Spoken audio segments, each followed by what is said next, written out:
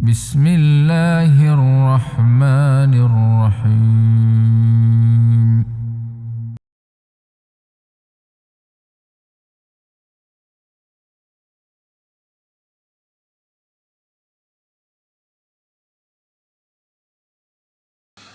Bismillahirrahmanirrahim.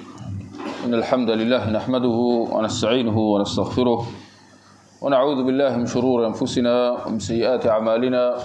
Man yahdihillahu fala mudilla lahu wa man yudlil fala hadiya lahu wa asyhadu an la ilaha illallah wahdahu la syarika lahu wa asyhadu anna Muhammadan abduhu wa rasuluhu. Amma ba'd. Tuan-tuan dan puan-puan muslimin muslimat yang dirahmati Allah sekalian, sambungan bacaan dalam kitab Panduan Lengkap Akidah, perbahasan mengenai rukun iman yang ke-5, percaya kepada hari akhirat. Dan ini termasuklah perkara-perkara atau tanda-tanda dekatnya hari kiamat yang dibahagikan oleh para ulama kepada tanda-tanda kecil, sederhana dan besar, di mana kita telah mula membahaskan tentang tanda-tanda besar, di mana antaranya yang telah kita baca sebelum ni ialah kedatangan Imam Al-Mahdi, keluarnya Ad-Dajjal, dan turunnya Nabi Isa alaihi salam. Maka seterusnya kita lihat surat 354. Perkara yang keempat atau tanda besar akhir zaman yang keempat ialah keluarnya Ya'juj dan Ma'juj. Keluarnya Ya'juj dan Ma'juj. Kata penulis Syekh Saleh Al-Fauzan hafizahullah, kita membahaskan keluarnya Ya'juj dan Ma'juj berdasarkan maklumat atau kenyataan yang ada dalam Al-Quran dan sunnah Rasulnya sallallahu alaihi wasallam, kerana mengimani dan meyakini peristiwa besar ini adalah wajib. Nak kata bahawa perbahasan tentang tanda-tanda besar akhir zaman atau tanda-tanda hampirnya hari kiamat, ini semua termasuk dalam perkara-perkara ghaib, melibatkan perkara-perkara yang belum berlaku. Justru dalam membicarakan tentang perkara ghaib, semestinya benda ini kita tidak boleh dibahaskan melalui apa, tuan-tuan? Tidak boleh dibahaskan dengan akal, tidak boleh dibahaskan mengikut logik. Demikian tidak boleh dibahaskan kononnya berdasarkan kajian-kajian saintifik dan sebagainya. Kerana sehebat mana pun sesuatu kajian yang dikatakan saintifik dan sebagainya, pasti tidak akan dapat menduga atau menetapkan apa yang akan berlaku di masa hadapan. Dan perkara ini adalah asas dalam membicarakan tentang perkara-perkara ghaib. Dan percaya atau tidak, ia juga seperti mana kita kata perkara-perkara yang akan datang ini termasuk dalam perkara ghaib, maka demikian tentang perkara-perkara yang lepas, peristiwa-peristiwa umat lampau. Kalau bukan dengan panduan Al-Quran dan As-Sunnah, pastinya kita tak tahu tentang kisah-kisah umat-umat terdahulu. Betul atau tidak? Hanya dengan panduan Al-Quran dan Sunnah kita mengetahui kisah-kisah Nabi-Nabi terdahulu, peristiwa-peristiwa yang berlaku pada zaman mereka dan sebagainya. Maka agak mengejutkan saya baca secara sepintas lalulah, kenyataan kononnya, kenyataan seorang dikatakan profesor di sebuah universiti di negara kita. Saya tak pasti apa dakwaan dia, mungkin tuan-tuan boleh betulkan. Mengatakan bahawa Nabi Sulaiman pernah datang ke tanah Melayu. Macam itulah. Betul ke? Ya? Ke saya seorang yang baca berita macam ni? Ya, betul lah. Jadi dakwaan bahawa Nabi Sulaiman telah datang ke tanah Melayu, ini apa tujuan? Ya, apa tujuan dia berkata sedemikian? Adakah ini kononnya satu penemuan baru? Ya, kerana kadang-kadang antara isu yang barangkali yang berkisarlah ya dalam kalangan pensyarah atau ya pengajar-pengajar di peringkat tertinggi universiti, antara yang menjadi yang dituntutlah, yang diminta daripada mereka ialah supaya mereka mendatangkan kajian terbaru. Apa kajian terbaru? Apa kajian terbaru yang kau telah kemukakan? Apa dapatan? Ya, jadi barangkali dengan tekanan yang macam ni, maka terpaksalah ya diwujudkan, maka sampai ke tahap kesudahannya dikemukakan dakwaan-dakwaan yang melampau. Ya, tuan-tuan sekali dengar ya, dakwaan Imam Nabi Sulaiman dah datang ke tanah Melayu. Apa agaknya bukti yang dapat dikemukakan untuk nak membenarkan dakwaan yang sebegitu rupa? Sedangkan kita maklum bahawa Nabi Sulaiman dihidup berapa tahun sudah? Beribu tahun yang lepas, ya, beribu tahun yang lepas. Jadi untuk nak meyakini wujudnya seorang nabi bernama Nabi Sulaiman, mana kita tahu adanya seorang nabi bernama Nabi Sulaiman? Tidak lain dan tidak bukan dengan panduan wahyu, betul? Ya, Al-Quran dan Sunnah.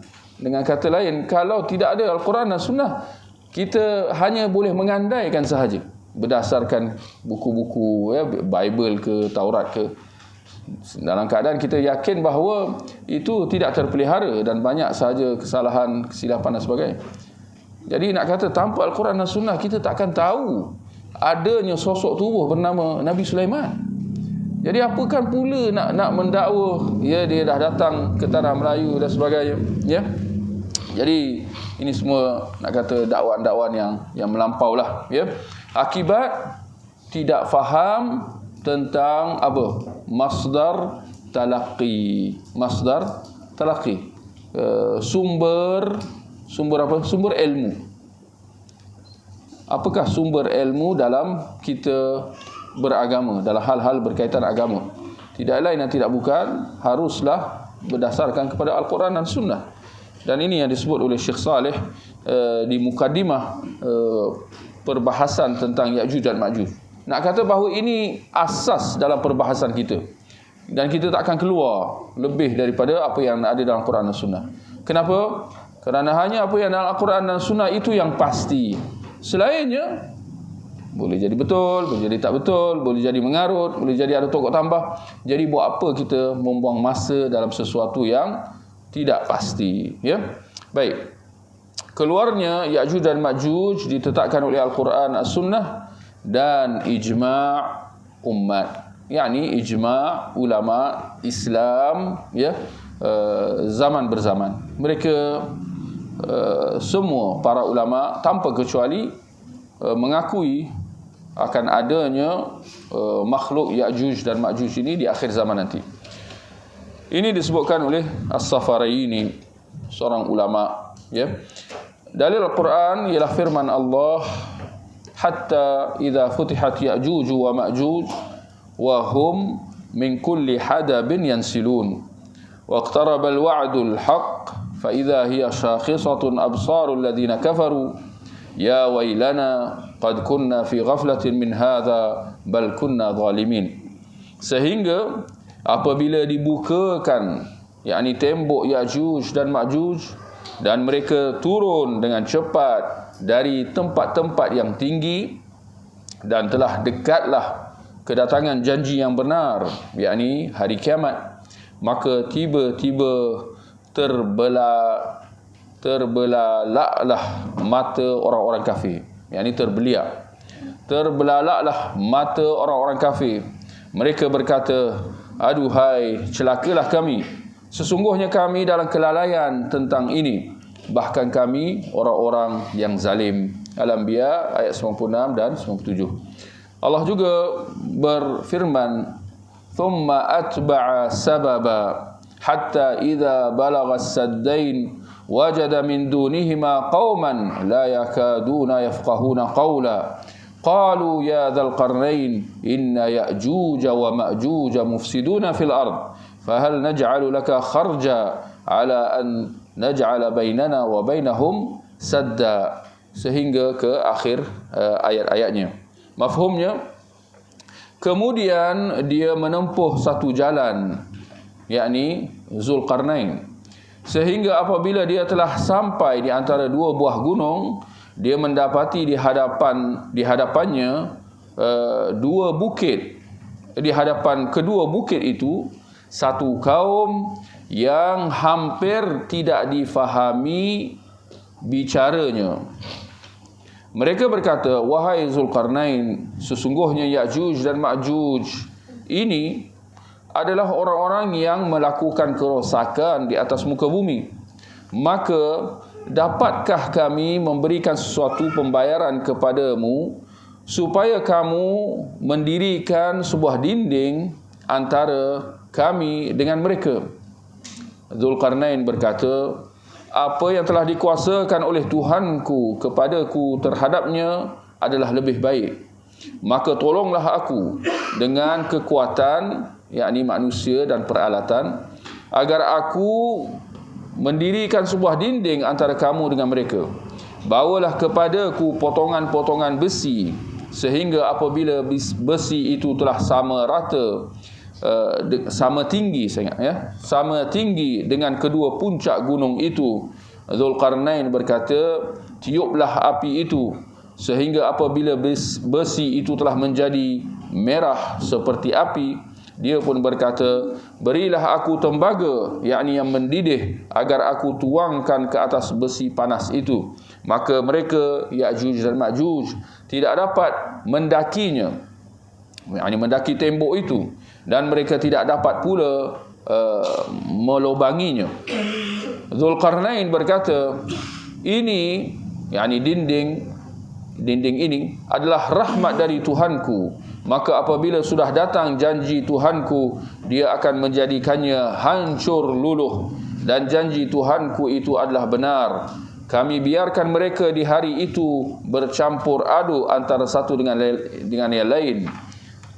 Kemudian sangkakala ditiup, lalu kami kumpulkan mereka itu semuanya, dan kami tampakkan Jahannam pada hari itu kepada orang-orang kafir dengan jelas. Surah Al-Kahf ayat 92 hingga 100. Kata Syekh Saleh, ini adalah bendungan besi. Bendungan besi, yakni sebuah empangan, seperti empangan atau penahan.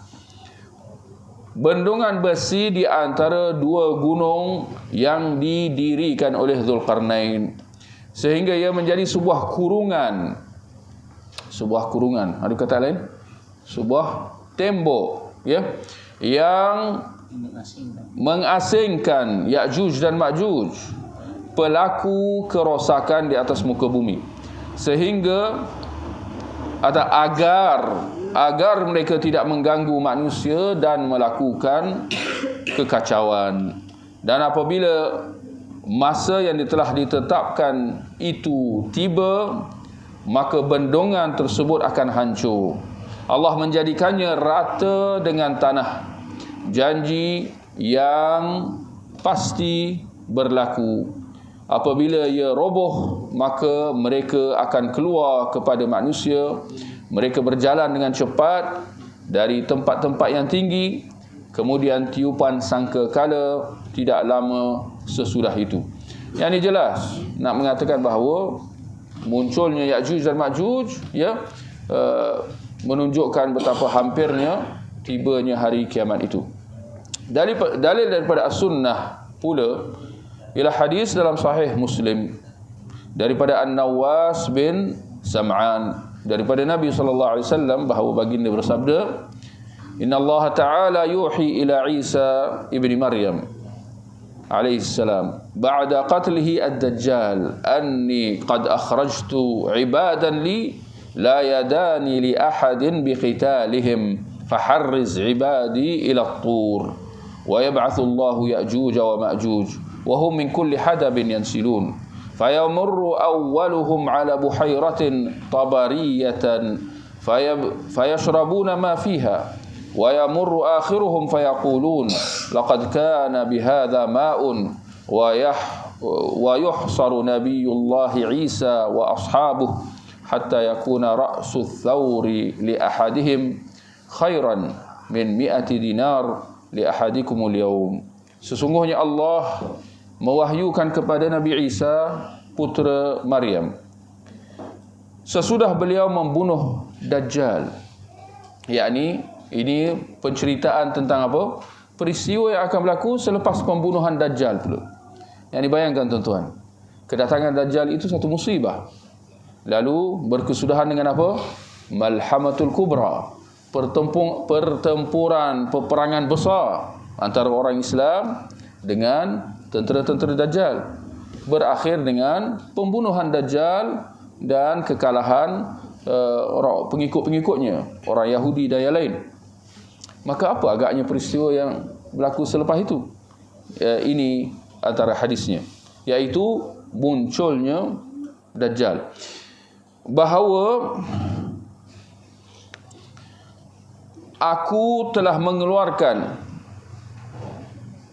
yakni Allah telah mengeluarkan hamba-hambaku yang tidak seorang pun daripada kamu mampu melawan mereka. Siapa yang tak mampu melawan Ya'juj dan Ma'juj? Nabi Isa dan orang-orang yang beriman. Maka selamatkanlah hamba-hambaku ke gunung itu, yakni bawa apa? Bawa lari, bukan bawa lari, ada perkataan lain. Bawa ke tempat selamat, ya. Bawa berlindung hamba-hambaku, orang-orang beriman, ke gunung itu, yakni sebuah gunung. Dan Allah mengeluarkan Ya'juj dan Ma'juj. Mereka bergerak cepat dari segenap tempat yang tinggi. Rombongan pertama mereka, ada rombongan, yakni jumlah mereka dalam jumlah yang sangat dahsyat, luar biasa. Kita pun macam kita baca ni pun macam apa orang kata? Okay, kita baca sekali macam apa? Fantasi. Macam satu yang sangat luar biasa. Rombongan pertama mereka melewati apa tu? Danau Tabariyah. Danau apa? Tasik, ya. Barakallahu fiik. Melewati Tasik Tabariyah. Ini namanya. Mereka, siapa? Rombongan pertama itu meminum airnya, air Tasik itu.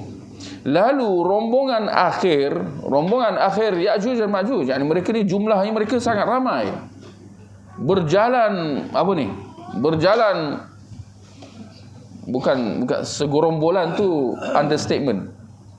Yani mereka berjalan dalam satu kumpulan yang besar, di mana kumpulan yang di hadapan melewati Tasik itu dan minum daripada airnya. Apabila kumpulan yang di belakang, bahagian di belakang gerombolan Ya'juj dan Ma'juj itu sampai, mereka berkata, yakni kumpulan bahagian di belakang rombongan Ya'juj Ma'juj itu, mereka berkata, dahulu di sini ada air. Dahulu di Tasik ini ada air. Yang ini dia tengah cerita pasal siapa? Dia tengah cerita pasal angkara kawan-kawan dia dekat depan tu. Nak menunjukkan apa? Ramainya. Ya. Yang ini saya kira memang sukar untuk nak dibayangkan. Dulu ada air. Dulu apanya? Tu. Yang ni jarak masa rombongan kat depan tu melewati tasik ni dengan kita sampai kat sini. Itu maksud dulu tu. Dulu di sini ada air. Ini bila rombongan yang depan tu sampai, dia minum, dia minum dengan rakus dan lahapnya. Air tasik habis. Ini ada orang kata, ada apa? Orang yang menerjah kenduri. Selalu bila dia orang sebut, ini dulu-dululah bila tiba hari raya, Perdana Menteri di Seri Perdana, dia mengadakan apa? Rumah terbuka. Maka segala apalah yang datang. Saya tak naklah sebut benda-benda. Segala apa tu yang datang, ya. Orang-orang yang diundang, yang tak diundang, semua datang. Al-maklumlah, makanan percuma. Maka dengan bekal-bekal sekali agaknya dibawa, makanan dihidang habis. Makanan dihidang habis. Macam tu. Itu yang saya dengar lah. Saya tak pernah pergi sendiri. Tapi itu biasalah. Makanan free kan. Jadi ada yang jenis memang dia tak tahan dengan makanan percuma. Ya. Tapi kisah Ya'juj Ma'juj jauh lebih dahsyat. Lalu tasik, mereka melewati sebuah tasik, minum daripada air tasik tu sampai habis. Tuan-tuan pernah dengar ke macam tu? Sampai kering. Sampai kering. Itu dahsyatnya. Baik, kita sambung. Nabi Allah Isa dan rakan-rakannya, yakni para pengikutnya, dikepung sehingga, ini baca, lihat tuan-tuan, ini tak kurang dahsyat. Mereka dikepung oleh siapa? Dikepung oleh Ya'juj dan Ma'juj. Kerana mereka ni makhluk perosak. Perosak dengan arti kata antaranya apa? Melakukan pembunuhan, membunuh sesiapa yang bertemu dengan mereka. Apatah lagi yang tak setuju dengan mereka. Mereka bunuh tanpa rasa kasihan apa sikit pun. Maka akhirnya mereka bertembung dengan Nabi Isa dan para pengikutnya, orang-orang yang beriman. Mereka dikepung. Dikepung di mana? Di atas puncak bukit itu. Mereka berlindung di puncak sebuah bukit, sebuah gunung itu. Baik, sehingga kepala sapi, kepala lembu, atau lebih tepat kepala kerbau, ats-tsaur, kepala kerbau, milik seorang daripada mereka lebih baik daripada 1000 dinar. Ini apa maksudnya? Ya. Apa maksudnya, tuan-tuan? Ya. Kepala seekor kerbau milik seorang daripada mereka, ya, lebih baik daripada 1000 dinar milik seseorang daripada kalian pada hari ini. Wallahu a'lam. Menunjukkan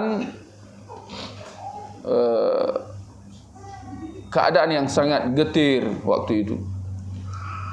Bila dah dikepung, biasanya lumrah bila dikepung, apa yang menduga waktu itu? Kurangnya makan minum. Dah dikepung, nak pergi ke mana? Ya. Nak order makanan macam mana? Foodpanda ke GrabFood tak sampai dia. Dikepung di atas gunung oleh makhluk-makhluk perosak di sekeliling, di kaki bukit gunung itu. Ya. Wallahu alam. Jadi itu kemungkinan maksudnya, bahawa makanan waktu itu sangat-sangat terhad dan sedikit. Baik. Demikian hadis dalam riwayat Sahih Muslim.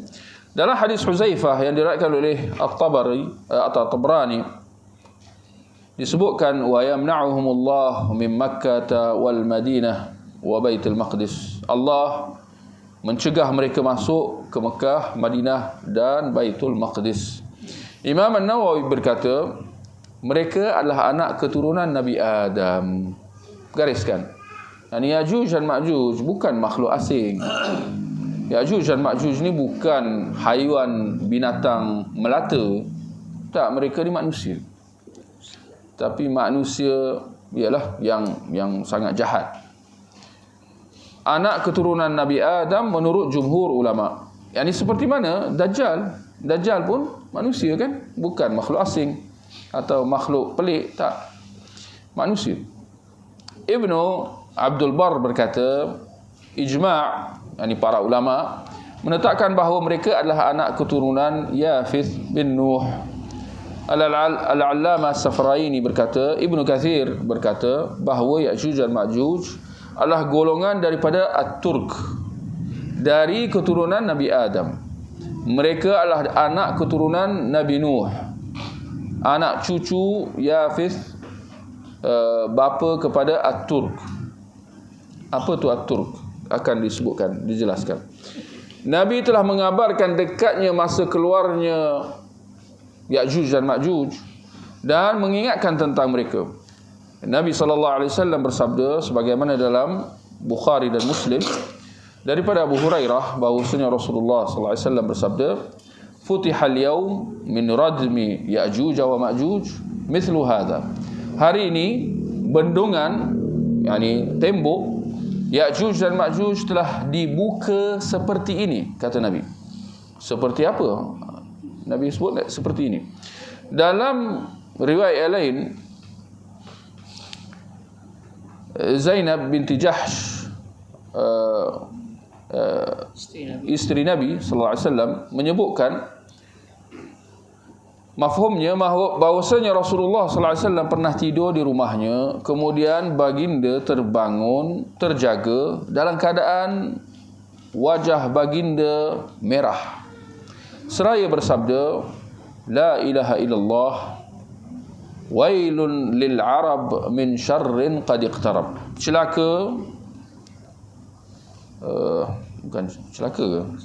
Boleh ya, celaka ya. Malang lah. Malang saya ingat lebih ya. Celaka ni mungkin, celaka ni macam laknat kan. Malang buat orang-orang Arab daripada keburukan yang sudah mendekat. Hari ini tembok Ya'juj dan Ma'juj telah dibuka seperti ini dan baginda melingkarkan di antara dua jari beliau. Melingkarkan di antara dua jari beliau. Lingkaran maknanya bulatan.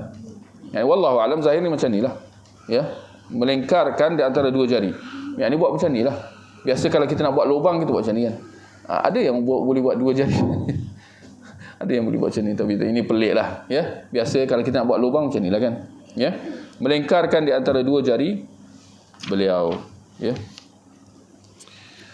Tentang sifat-sifat dan ciri fizik Ya'juj dan Ma'juj, Imam Ibn Kathir berkata, Ya'juj dan Ma'juj serupa dengan manusia secara amnya, seperti orang-orang yang sejenis mereka daripada bangsa At-Turk. Perkataan mereka sukar difahami daripada keturunan Mongolia. Ini At-Turk ni daripada bangsa Mongolia. Mongolia di Tibet. Bermata sepet, berhidung Pesek. pesek ni apa pula? Pesak ke pesek? Pesek ya? Mancung lah, lawan mancung. Lawan mancung.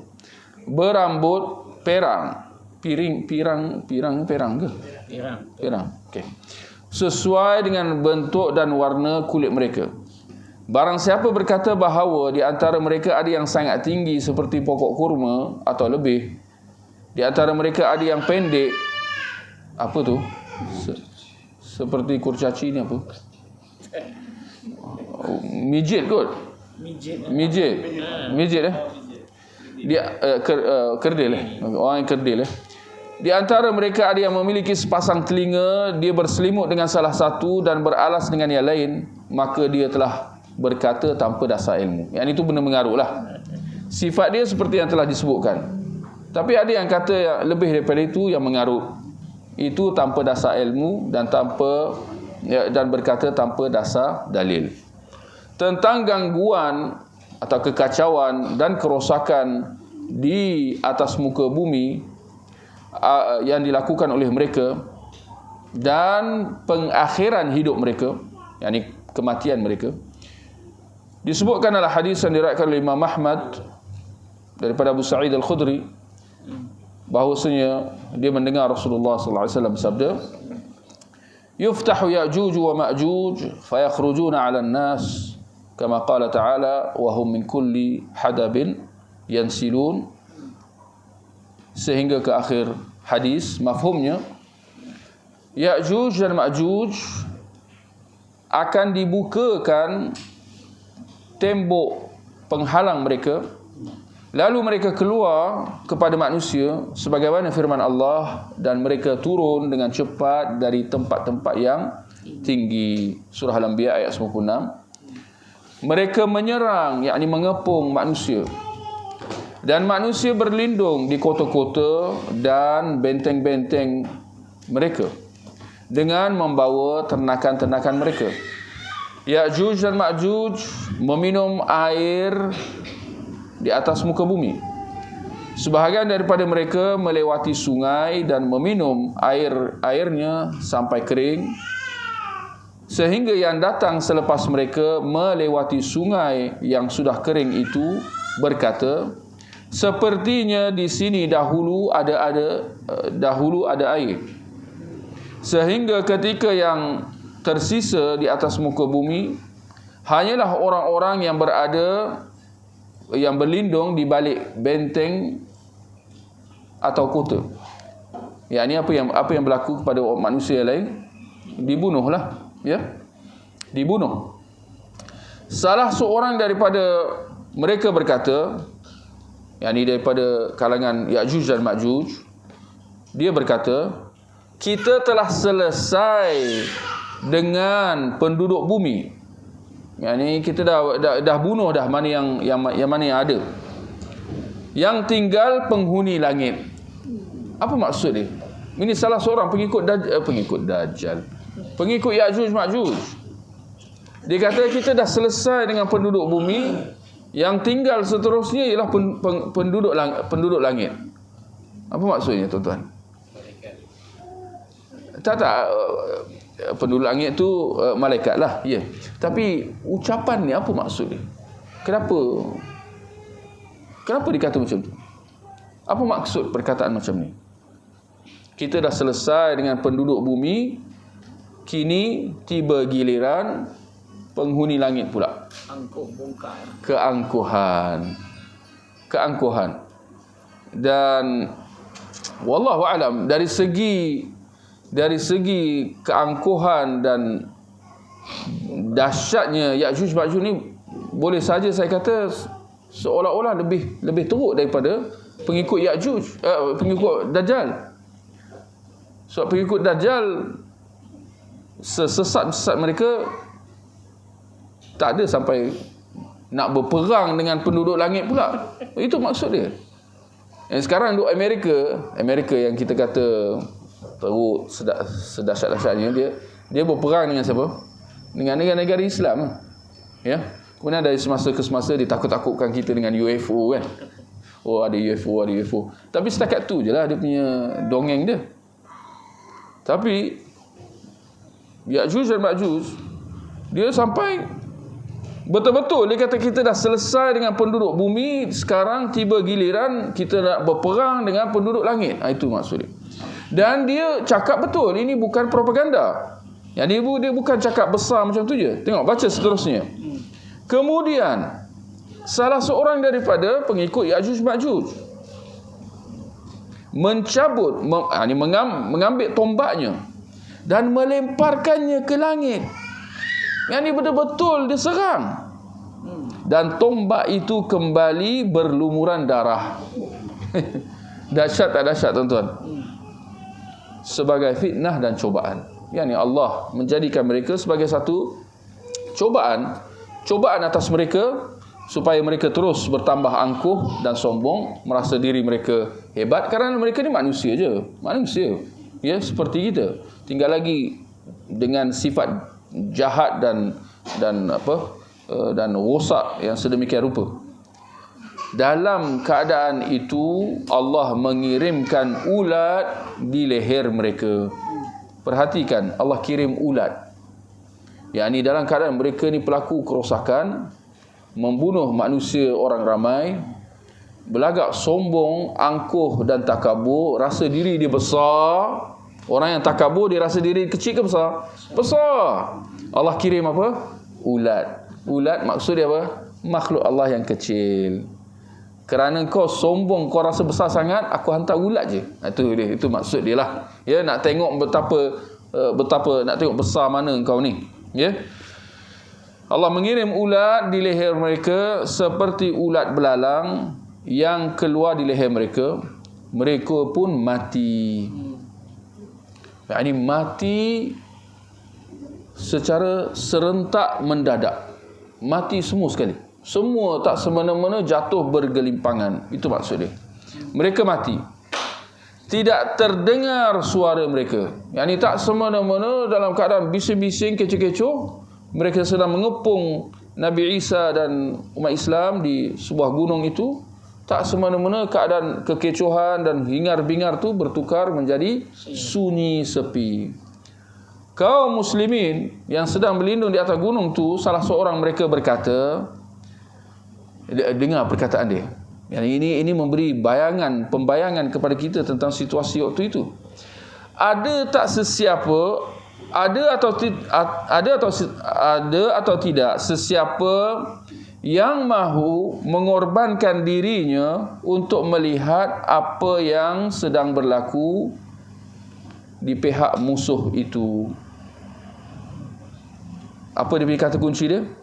Ada atau tidak sesiapa yang mahu mengorbankan dirinya. Maksudnya siapa yang rasa berani mempertaruhkan nyawa, sebab kebarangkalian untuk dia mati memang di hujung tanduk. Jadi, tapi kita nak tahu juga apa yang sedang berlaku. Kita duduk je ni, sampai bila kita nak duduk berlindung? Pergi intip, pergi curi khabar, tengok-tengok, jenguk-jenguk, intai-intai, ya. Lihat apa yang musuh sedang lakukan. Lalu majulah seorang lelaki yang hanya berharap pahala untuk dirinya. Yang ini dia melakukan ikhlas kerana Allah semata-mata. Bukan nak tunjuk berani, bukan nak tunjuk pahlawan dan sebagainya. Dan dia telah meyakini bahawa dirinya akan mati. Ya, ini apa? Keadaan waktu itu macam mana, tuan-tuan? Dia keluar tu nak pergi ngintip tu, nak tengok keadaan Ya'juj Ma'juj tu, dalam keadaan dia hampir pasti bahawa dia akan dibunuh. Dia akan dijumpai, ditangkap dan dibunuh. Ya. Lalu dia turun daripada bukit atau gunung itu dan mendapati Ya'juj Ma'juj itu telah mati bergelimpangan. Yang ini tak semena-mena. Bayangkan tuan-tuan, dia turun daripada bukit itu mengharapkan untuk mendapati barisan musuh semua lengkap siaga sedang mengepung mereka. Tetapi ternyata keadaan sebaliknya. Dia mendapati tubuh-tubuh manusia bergelimpangan di sekeliling gunung itu. Bahkan bukan sekeliling gunung itu, sejauh mata memandang. Sebab ramai. Ya'juj Ma'juj ni ramai, seperti yang kita sebut dalam peristiwa minum air tasik tadi. Lelaki itu berteriak. Bila nampak macam tu, kita boleh kata tak terbayang rasa gembira dia. Wahai kaum muslimin, bergembiralah kalian, kerana Allah telah membinasakan musuh-musuh kalian. Yang ini tanpa kamu perlu mengangkat pedang atau melibasnya dan sebagainya. Allah mengirimkan tenteranya yang tidak disangka-sangka. Maka kaum muslimin keluar dari kota-kota dan benteng-benteng mereka, melepaskan haiwan ternakan mereka. Haiwan ternakan mereka. Ini pun kenapa dilepaskan? Apa maksudnya? Sebelum tu haiwan tu dibuatkan apa? Haiwan tu dibuatkan apa? Kalau dilepaskan maknanya sebelum tu dia buat apa? Dikurung. Sebab apa kurung? Kalau dilepaskan, masa Ya'juj Ma'juj tu memang ngaplah, dikendurilah dengan segala ternakan-ternakan yang ada. Memang mereka akan terlopong dan tak ada apa lagi bekalan makanan. Maka waktu itu mereka melepaskan haiwan ternakan mereka, dan haiwan ternakan itu tidak mendapati padang rumput kecuali daging mereka. Apa artinya tu tuan-tuan? Maknanya bila nak lepaskan haiwan ternakan tu, ni nak ragut rumput apa? Semua penuh dengan mayat Ya'juj Ma'juj yang bergelimpangan. Yang ni sampai tak ada kawasan yang apa? Kawasan terbuka dengan rumputnya. Kecuali daging mereka. Ini kecuali tubuh-tubuh badan Ya'juj Ma'juj yang terbujur kaku. Maka ia pun memakannya. Yakni haiwan ternakan yang ada itu makan daripada daging tubuh badan Ya'juj Ma'juj. Dan ternyata menjadi gemuk. Sejak bila haiwan ternakan makan daging? Sejak bila dia jadi karnivor? Karnivor lawan dia apa? Herbivore.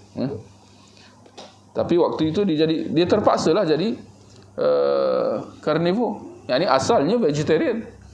Sekarang semua sibuk nak jadi vegetarian. Ini akhir zaman nanti dengan kambing-kambing jadi karnivor. Sama seperti memakan tumbuh-tumbuhan yang didapati sebelumnya. Yani sebelum kita maklum bahawa kambing dimakan tumbuh-tumbuhan dan jadi gemuk dengan tumbuh-tumbuhan. Tapi waktu itu dia jadi gemuk dengan daging-daging sisa badan Ya'juj dan Ma'juj. Sangat luar biasa. Imam Ibn Kathir berkata, demikian ia diriwayatkan oleh Ibnu Majah daripada hadis Yunus bin Bukair daripada Muhammad bin Ishaq, dan ini adalah sanad yang jayyid, baik. Sebahagian penulis di zaman ini mengingkari adanya Ya'juj dan Ma'juj.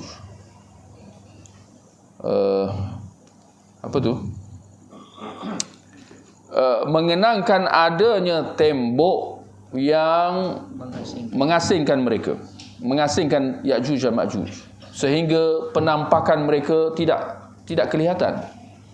Yang ni ada siapa yang nampak hari ni Ya'juj Ma'juj? Tak ada siapa yang nampak.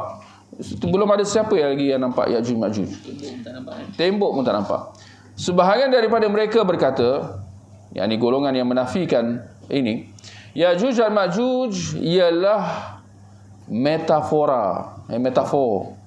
negara-negara kafir yang maju teknologinya saat ini. Yani mereka tafsirkan Ya'juj Ma'juj dengan negara-negara kuasa-kuasa besar lah yang ada. Mereka kata itulah maksud Ya'juj Ma'juj. Tidak ada keraguan bahawa ini merupakan pendustaan terhadap Al-Quran dan hadis yang sahih. Ini kalau kita tengok hadis-hadis yang telah kita baca tadi, apakah agaknya boleh ditafsirkan Ya'juj Ma'juj dengan contohnya Amerika ke UK ke?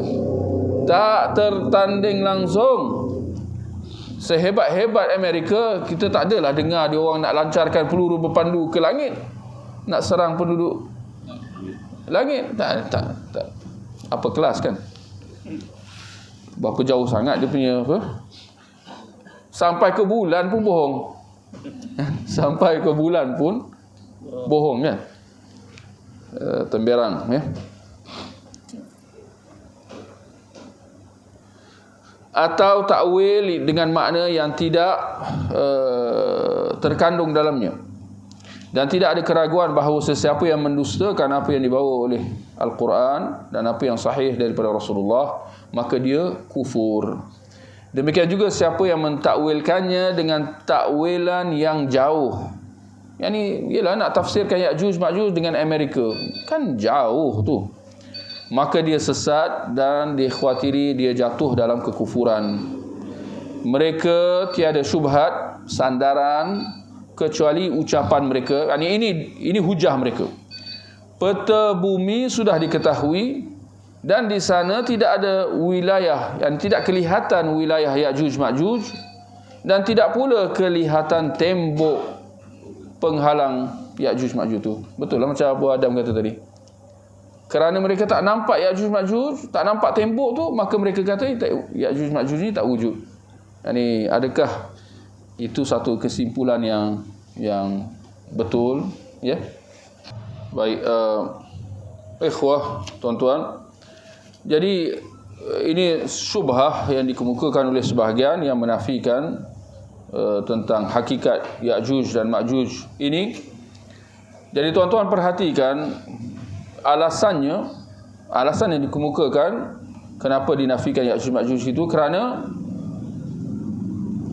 saya nak minta tuan-tuan cuba jawab dulu kerana peta bumi sudah diketahui dan di sana tidak nampak kelihatan wilayah Ya'juj Ma'juj, seperti mana tak juga kelihatan tembok penghalang Ya'juj Ma'juj itu. Macam mana, adakah argumen yang dikemukakan ini betul? Ya, tepat. Boleh diterima. Apa agaknya jawapan?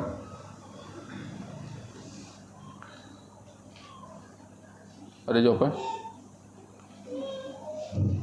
Cikgu, macam mana? Tak, dia punya argument ni, dia kata peta bumi sudah diketahui. Betul ke? Itu satu dakwaan. Dan dakwaan kedua, tak kelihatan wilayah Ya'juj Ma'juj itu. Maka ini menunjukkan bahawa dia tak wujud. Macam itulah dia kata. Apa dah? Macam mana? Kalau bumi ni bulat, dia tahulah. Nanti dulu. Jangan pergi jauh. Jawab dulu. Peta bumi sudah diketahui dan di sana tidak ada wilayah Ya'juj Ma'juj. Pertamanya, tuan-tuan tengoklah dakwaan ini sendiri dan perhalusi. Adakah peta bumi sudah diketahui? Ya. Adakah benar mana peta yang dimaksudkan? Ya. Tuan-tuan kalau buka Google Earth contoh, ya. Tuan-tuan nak tengok betul ke, ini soalan, betul ke peta Google Earth tu, contohlah yang saya kira yang paling canggih Google Earth lah kot. Adakah benar Google Earth boleh menunjukkan semua tempat mana-mana di atas muka bumi? Sebelum tuan-tuan nak jawab, kita kena tengoklah apakah agaknya, selagi mana kita belum lihat setiap inci di atas muka bumi, maka kita tak boleh nak kata bahawa, kita tak boleh nak mengandaikan bahawa Google Earth menunjukkan segala-gala. Bahkan secara sepintas lalu saya boleh katakan, ya, bahkan ada bahagian yang memang tak ada dalam Google Earth, iaitu pada bahagian kutub selatan. Bahagian kutub selatan ni memang misteri kalau tuan-tuan cuba fikirkanlah. Sampai ke hari ni tidak diketahui apa ada di bahagian kutub selatan. Yang biasa kita dengar ialah kutub utara itulah. Ya, di Greenland yang tak apa-apa nak green lah. Sepatutnya white land, sebab dia salji semua, tak apa-apa pasal dipanggil Greenland lah. Yang itu kita tahulah, kita tahu dia punya lingkaran dia, berapa luasnya dan sebagainya. Ya, dan apa bandar-bandar yang ada dekat situ. Okey, benar. Tapi bahagian kutub selatan ni misteri habis.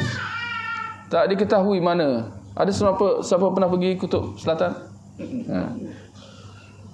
Jadi itu satu contohlah, ya. Satu. Yang kedua, andainya benar kita tengok dalam Google Earth, dia menunjukkan satu kawasan tu, contohnya padang pasir je semua. Persoalan seterusnya ialah, adakah itu benar? Sebab Google Earth tu bukan kita yang tengok dalam teropong tu. Kita sedang disuapkan dengan gambar-gambar image daripada satu pihak lah. Jadi timbul persoalan besar sejauh mana kepercayaan pihak ini. Dan al-maklumlah bahawa pihak yang menyuapkan kepada kita image ini, Muslim ke kafir? Kafir. Bahkan mereka terkenal dengan tipu daya muslihat. Tuan-tuan, baru ni ada satu, ni selingan lah, ada satu kes di Amerika, beberapa tahun sudah berlaku.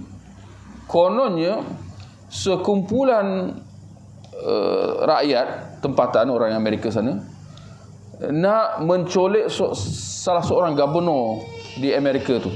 Apa nama gubernur tu? Gubernur tu perempuan katanya. ada beberapa orang kononnya berkomplot nak colek seorang gubernur ni. Ya. Gubernur ni kalau dalam istilah di negara kita mungkin menteri besar lah kot. Macam itulah lebih kurang. Nak colek, nak colek menteri besar. Maka kesudahannya suspek-suspek telah berjaya ditangkap oleh pihak berkuasa. Bayangkan dia menghadapi pertuduhan nak mencolek, dan pencolek ni adalah satu kesalahan yang besar lah. Hukuman penjara yang sangat lama tempohnya. Tetapi ternyata dalam soal siasat, ya, bila masuk ke mahkamah, ya, disoal oleh peguam dan sebagainya, kesudahannya terbongkar bahawa suspek-suspek ini mereka telah diperdaya oleh kumpulan tertentu yang menghasut mereka supaya melakukan persiapan-persiapan yang kononnya untuk nak menculik. Walhal niat mereka memang tak pernah pun nak menculik. Ini mereka bukan mastermind pun. Hanya keldai kambing hitam atau keldai yang diperalatkan lah. Ternyata bahawa pihak yang mempergunakan mereka tidak lain dan tidak bukan siapa? FBI. Polis FBI ni apa? Bahasa Melayu dia kata apa? Biro Siasatan Jenayah Persekutuan. Ini Bukit Aman. Kalau kat negara kita Bukit Aman lah. Bukit Aman. Badan Keselamatan Negara yang memperdaya mereka untuk melakukan penculikan itu. Terbongkar. Dia orang ni memang tak tahu menahu, dia pergunakan. Tujuan dia mungkin tuan-tuan tertanyalah apa pasal dia nak macam tu. Sebab kesudahan dia nak menimbulkan satu persepsi bahawa yang suspek-suspek ini adalah penyokong tegar mantan presiden yang lalu, Donald Trump. Nak menunjukkan bahawa mereka ni adalah golongan yang ekstrim pelampau. Mereka mengancam keselamatan negara lah. Itu ada yang ini bermotifkan politik lah kiranya. Tapi lihat, ini salah satu daripada badan penguatkuasa atau badan keselamatan negara Amerika itu yang sanggup menipu. Itu jelas menipu, bahkan lebih dahsyat daripada menipu. Maka tuan-tuan agak-agak bagaimana pula dengan badan institusi seperti NASA? Nak percaya ke? Boleh percaya ke? Maksud saya, Allah dah kata dalam Al-Quran, in ja'akum fasiqun binaba fatabayyanu. Kalau orang yang fasik, orang beriman, orang Islam, kalau dia fasik datang membawa berita, kita disuruh supaya tabayyun, semak dulu, pastikan dulu apa yang disampaikan itu betul tak betul. Itu orang Islam. Tapi kerana dia fasik, kita perlu sanksi dengan apa berita yang dibawa. Ini kan pula orang kafir. Apatah lagi orang kafir yang memang memusuhi Islam. Bukan itu saja, memusuhi Islam dan memang telah terbukti banyak berbohong. Nampak? Jadi ini cara nak menyemaklah sesuatu dakwaan itu, ya. Kemudian satu lagi perkara yang tuan-tuan kena ambil maklum, ada kaedah yang ditetapkan oleh para ulama, adamul ilmi laisa ilmun bil adam. Tak tahu tidak bermaksud tidak ada. Tak tahu tidak bermaksud tidak ada. Kalau saya tanya kepada siapalah, Mat, Ali ada tak kat rumah? Aku tak nampak dia tadi kat rumah. Adakah ini bermaksud Ali tidak ada di rumah? Semata-mata kerana dia tak nampak? Jawapannya tidak sama sekali. Apa yang kau nyatakan di sini hanya bahawa engkau tak nampak. Tetapi engkau tak nampak tak bermaksud dia tidak ada di rumah. Barangkali dia ada di salah satu bilik dalam rumah tu yang kau tak tengok dan sebagainya. Kan? Jadi semata-mata kerana kau tengok dalam peta dan kau tengok tak ada pun tembok Ya'juj Ma'juj, ini tak bermaksud tembok itu tak ada. Sebab yang kata tembok tu ada siapa? Allah. Mana pula nak ditolak apa yang Allah sebut dengan apa yang didakwa oleh sebahagian manusia. Kata Syekh Saleh, kami menjawab bahawa para peneliti bumi tidak menunjukkan tempat mereka, tidak mendapati tempat mereka, tempat Ya'juj Ma'juj, dan tembok penghalang mereka. Ini tidak menunjukkan bahawa mereka tidak ada. Sebaliknya, hanya menunjukkan kelemahan dan keterbatasan manusia untuk meliputi kerajaan Allah. Yani, tuan-tuan bayangkan, dalam keadaan kita sedang bercerita, tembok Ya'juj ada di atas muka bumi ni. Dan Ya'juj dan Ma'juj di sebalik tembok itu. Ni macam mana tuan-tuan nak bayangkan itu terserah. Tapi ini realiti. Ini satu yang sangat luar biasa, kan? Dan mereka dah wujud kat situ sudah beribu tahun. Semenjak Allah cerita dalam Al-Quran ayat yang kita baca tadi. Atas tempat tinggi tak? Tempat yang tinggi, barakallahu fiik. Tapi di atas muka bumi. Kan? Atau Allah memalingkan pandangan dan penglihatan manusia, atau Allah meletakkan sesuatu yang menghalangi penglihatan kita daripada menjumpai tempat mereka. Ini kita tak tahu apa sebab. Allah Maha Kuasa atas segala sesuatu, dan segala sesuatu memiliki batas masa, sebagaimana Allah berfirman, mafhumnya, dan kaum engkau mendustakan azab padahal azab itu benar. Katakanlah, wahai Muhammad, aku ni bukanlah penanggung jawab kalian. Setiap berita yang dibawa oleh Rasul ada masa untuknya berlaku, dan kelak kalian akan tahu. Yani cerita Ya'juj Ma'juj ini adalah benar. Tinggal lagi menunggu masa untuk ia berlaku. Dan apabila dia berlaku, ketika itu akan ternampaklah, ya, siapa yang mendustakan dan siapa yang membenarkan. Terbelalak mata ni. Ya. Terbelalak mata, ya. Jadi segala keuntungan untuk mereka yang sudah membuat persiapan, kan? Berbanding orang yang rasa diri dipandai, dia mendustakan apa yang Allah cerita dalam Al-Quran, dia rasa ragu-ragu dan sebagainya, sehingga bila tiba masa itu sudah terlambat waktu itu, ya.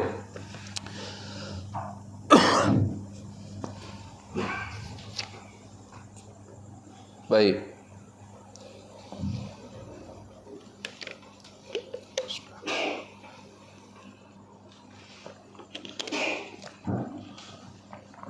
Jadi demikian penjelasan daripada Syekh Saleh tentang Ya'juj dan Ma'juj ini. Dan ini sedikit sebanyak menjelaskan kepada kita kronologi atau peringkat-peringkat peristiwa di akhir zaman, di mana sebelum ni kita dah baca tentang kedatangan Imam Mahdi, dan dia akan memerintah selama 7 tahun. Kemudian dalam masa itu keluarnya Dajjal, dan dia akan berkuasa selama setahun 2 bulan setengah. Kemudian di penghujung hayat Dajjal itu turunnya Nabi Isa, dan dia akan memerintah selama 40 tahun, ya. Bermakna Imam Mahdi dan Dajjal, ya, akan mati sebelum lagi, ya. Dan Isa dia akan hidup selepas Imam Mahdi dan juga Dajjal. Dan dalam masa Nabi Isa itu juga, setelah matinya Dajjal, muncul pula Ya'juj dan Ma'juj, ya.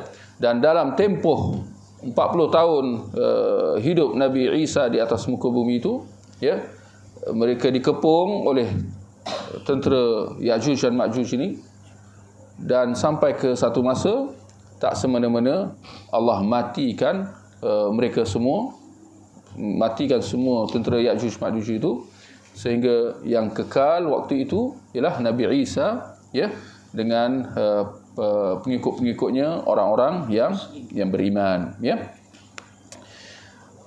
Satu poin, tuan-tuan, cuba tuan-tuan kita perhalusi apa yang telah kita baca tadi, ya.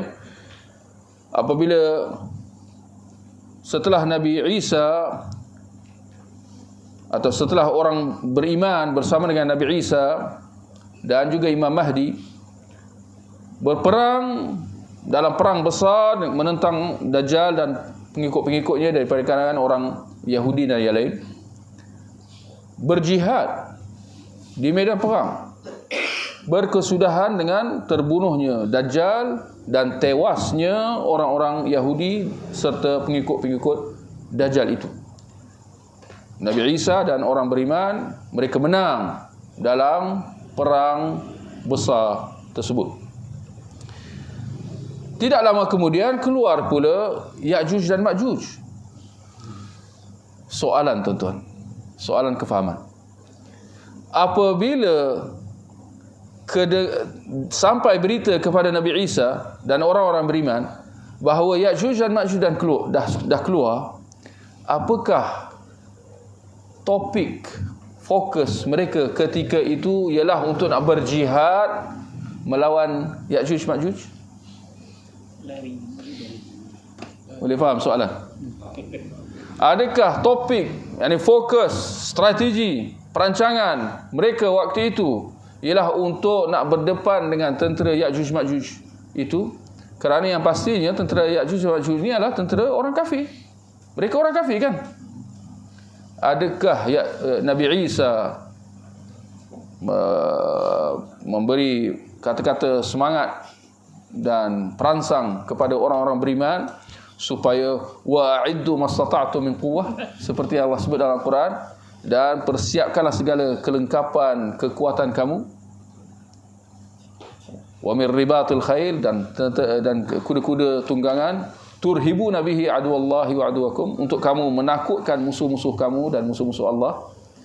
Adakah itu topik fokus Nabi Isa dan orang-orang beriman apabila mendengar berita kedatangan Ya'juj Ma'juj? Apa jawapan? Ya atau tidak? Tidak. Sebaliknya, mereka melarikan diri. Saya tak tahulah nak guna kataan hijrah tu, ya. Tapi yang pastinya mereka membawa diri mereka, menyelamatkan diri mereka. Tak timbul isu atau permasalahan jihad atau tidak. Baik, soalan, adakah kerana mereka takut? Kenapa mereka tak nak jihad? Ini kan musuh-musuh Allah. Jihad.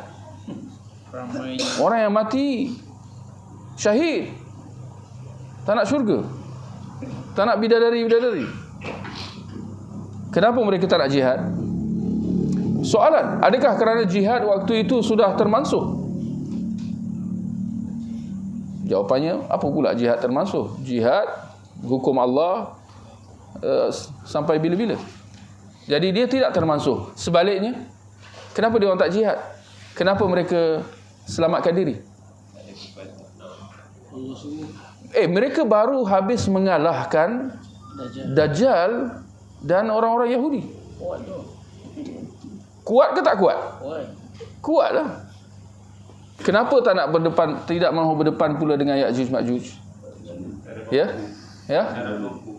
Kerana kekuatan tidak seimbang.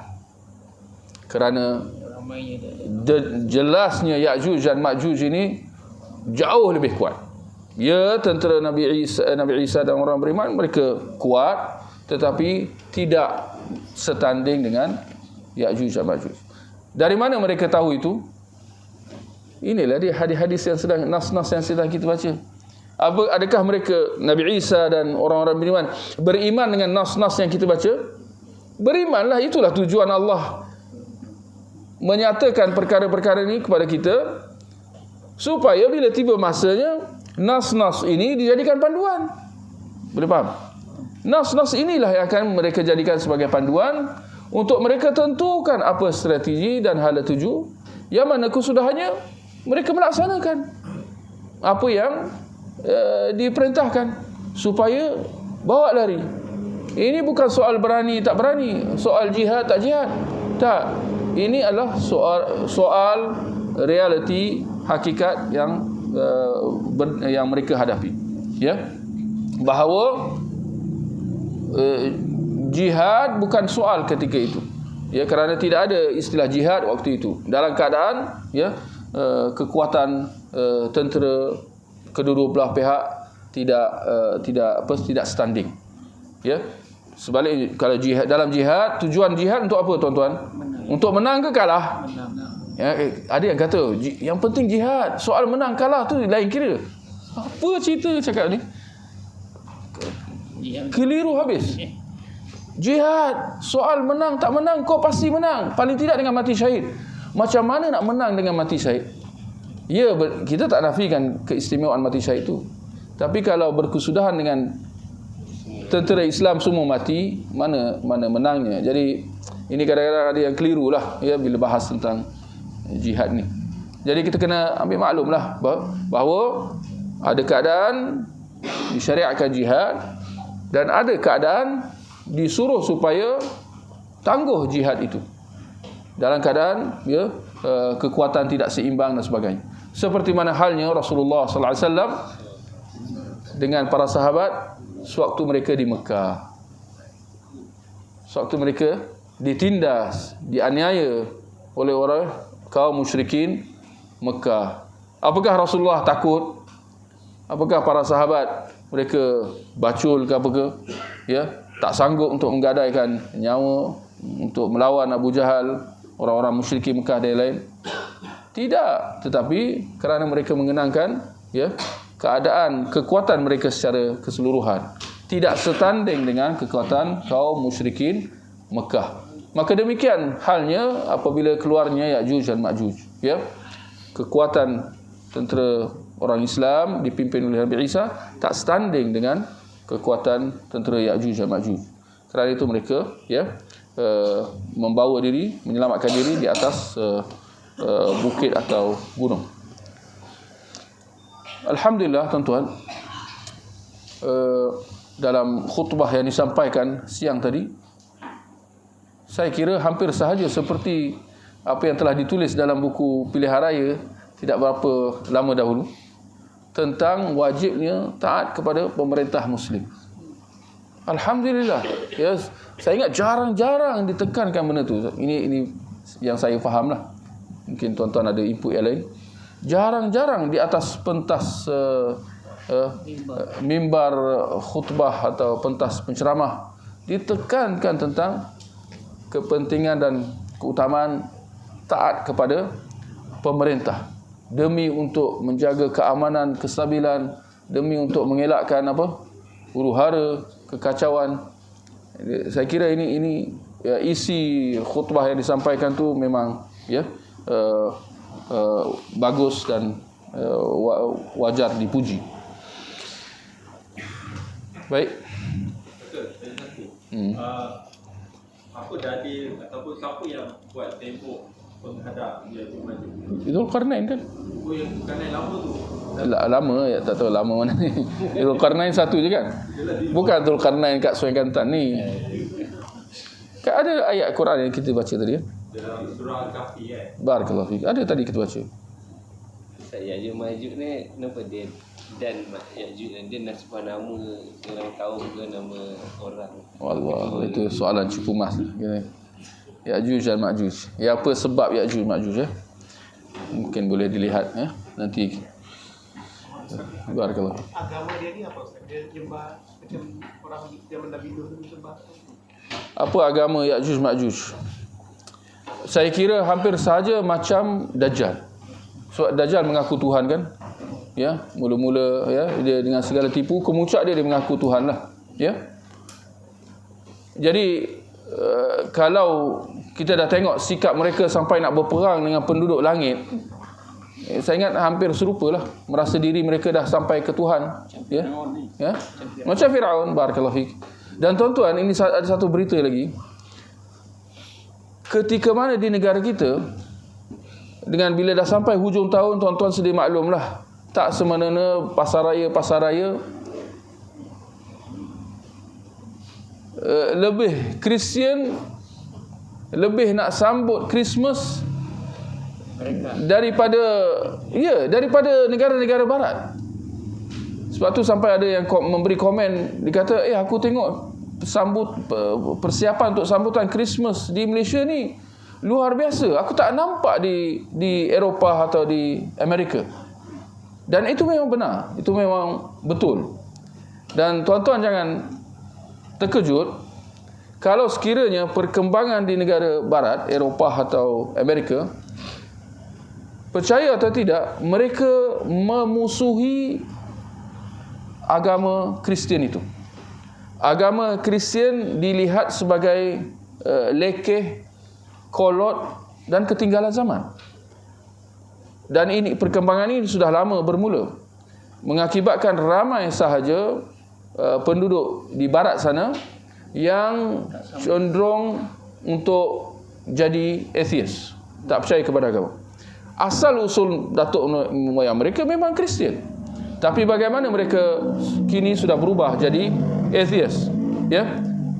Kerana antaranya itulah, ya, mereka sudah tidak percaya dengan agama Kristian itu. Di samping ada banyak, ya, isu-isu lah yang berbangkit tentang Kristian.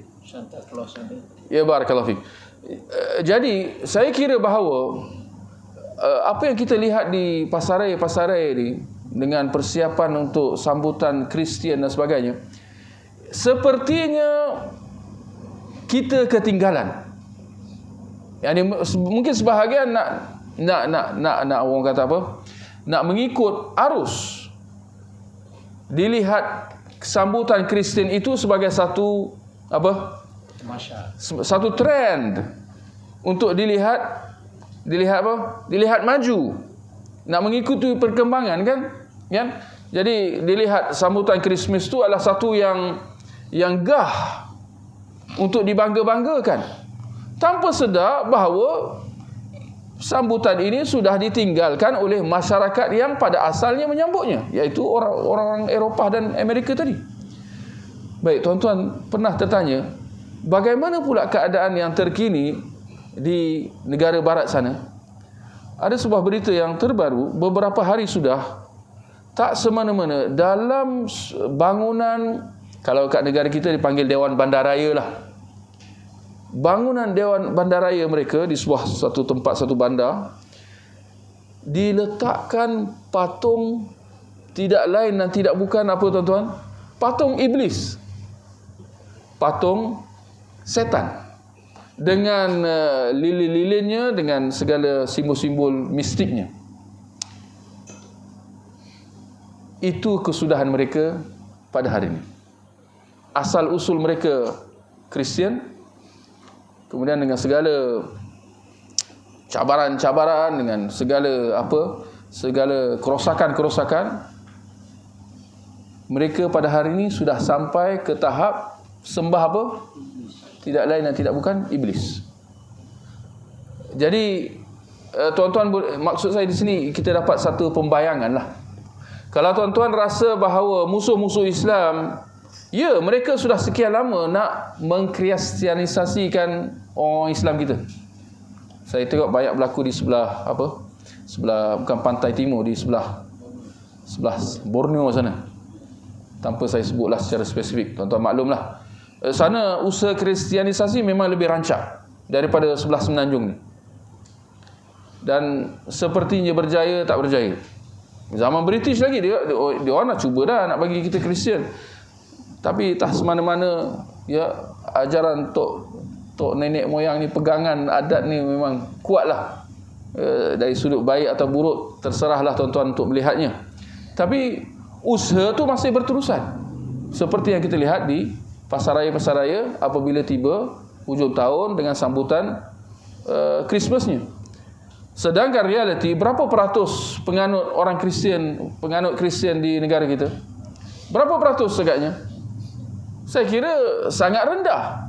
Sangat rendah. Tetapi tuan-tuan insya-Allah perasan kan, dia punya sambutan dia macam seolah-olah majoriti penduduk negara kita ni Kristian.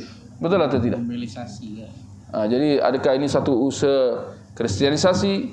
Adakah dia satu usaha normalisasi? terserahlah untuk tuan-tuan nak mentafsirkan. Tapi maksud saya di sini, dia tidak berhenti di situ. Seperti mana tidak berhenti di negara Eropah dan Barat. Bukan sekadar untuk nak mengkristianisasi mereka, tak. Bahkan kesesatan itu terus tanpa sempadan dan kesudahan. Dan kemuncaknya itulah dia, sembah terus terang-terang iblis, sembah setan. Jadi itulah satu perkembangan yang mengejutkanlah, ya. Subhanakallahumma wa bihamdika asyhadu an la ilaha illa anta astaghfiruka wa atubu ilaik. Sallallahu ala nabiyyina Muhammad wa ala alihi wa sahbihi